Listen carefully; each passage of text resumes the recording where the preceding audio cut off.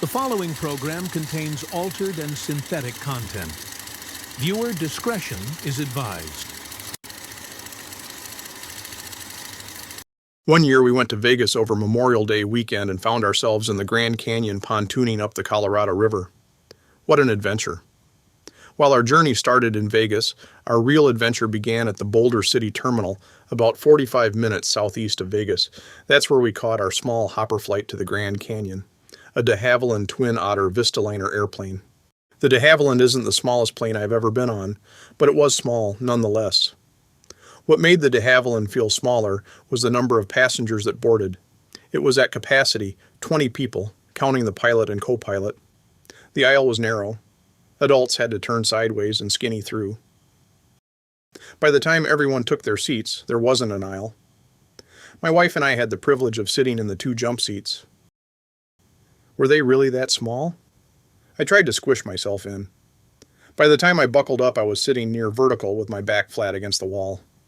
I felt like a Pez dispenser waiting to pop. I heard somewhere that the Dutch wear wooden shoes to firm up your booty. I made a mental note to pick up a pair of clogs when we got back. I'm not sure how my daughter pulled off the luxury two-seater. I was jealous. I guess our jump seats had their advantages, though. We had more legroom than that of a VW Bug. Mine was in front of the exit door, and it gave me ample opportunity to inhale the noxious exhaust fumes and mysterious gasoline odors wafting about. I started looking around for the spare gas can, thinking maybe it had tipped over.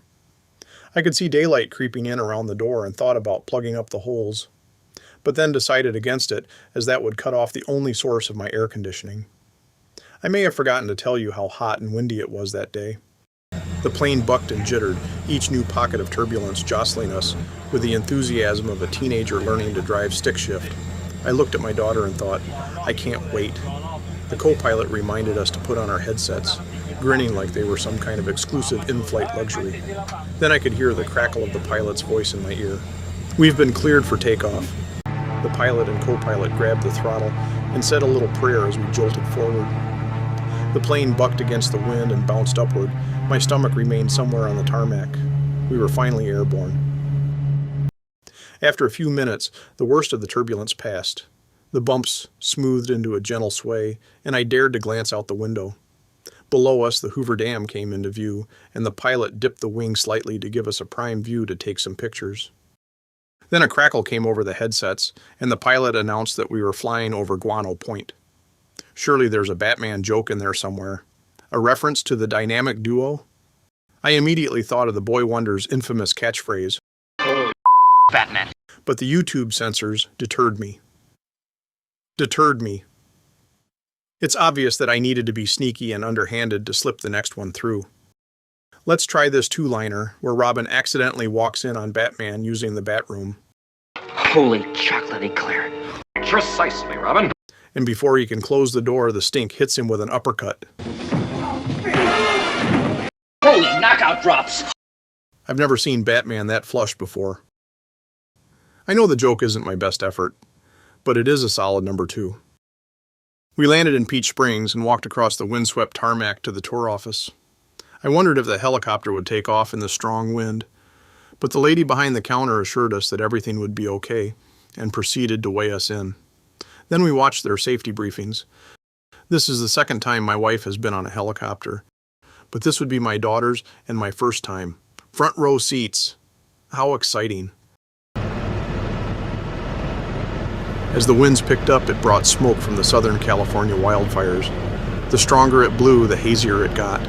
Somehow, the sun still managed to burn through with its sweltering heat. Our first helicopter ride into the Grand Canyon was supposed to be all about breathtaking views. Crystal clear rock formations, the mighty Colorado River winding far below. But as we lifted off, excitement gave way to mild disappointment. The landscape wasn't the vivid masterpiece I had imagined. Instead, a thick haze hung over the canyon, muting its colors and softening its edges. It was beautiful in its own way, but not the picture-perfect scene I had hoped for. As we descended, the canyon walls became clearer, but the colors remained hushed. The Colorado River turned from a muddy brown to a sandy green.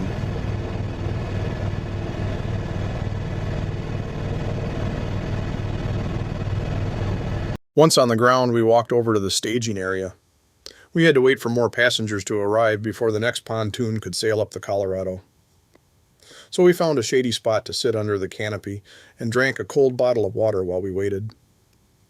We still had 2 flights of stairs to walk down to the water's edge. No problem going down, but as usual, it's always steeper on the way up.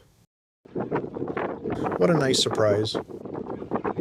We capped off our Grand Canyon adventure with my daughter piloting the pontoon boat. There wasn't any hesitation when the tour guide asked her if she wanted to drive. She's never driven a boat before and jumped at the chance. The tour guide gave her a few instructions, and off we went. It wasn't long before we were racing upstream.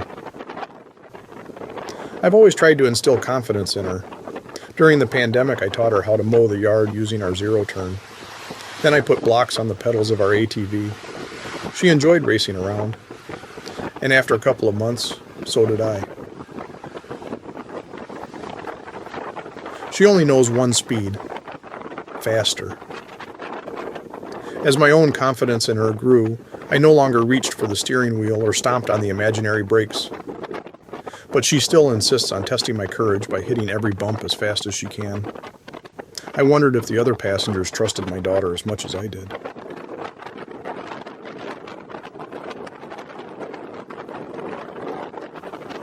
Sure, we had some close calls, but those make the best memories.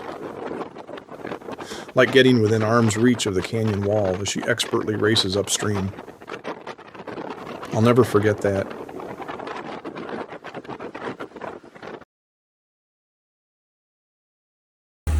And if you look at this side, you see there's a lot of cactus. Those are called barrel cactus, and they grow very slow. Yeah, and then those sticky ones, they are also cactus, but they are different type of cactus. You know? They are called ocodillo. Those sticky is called one. Yeah. And then you have small bushes. Those small bushes are wild sage, and wild sage is very medicinal. They have antiseptic and anti-fungus quality, and people use it for cough and cold.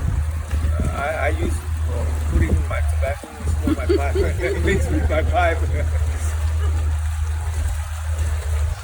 And if you look straight ahead on that rock, that's called Eagle Rock. If you go to Skywalk later, you will see there's a big eagle on the rock. Yeah. Yeah. If you don't look, then you'll just see rock, you know. If you look carefully, you'll see a big eagle. Yeah. And that's 4,700 feet above sea level. And we are here 1,100 above sea level right here. And on the right side, the reef is like 5,000 feet. Yeah, those guys can go on a sailboat, but we can't because we got sailors. Yeah. They have a one day, they have an overnight trip. I've never been that far yet, but those are very far. Good job.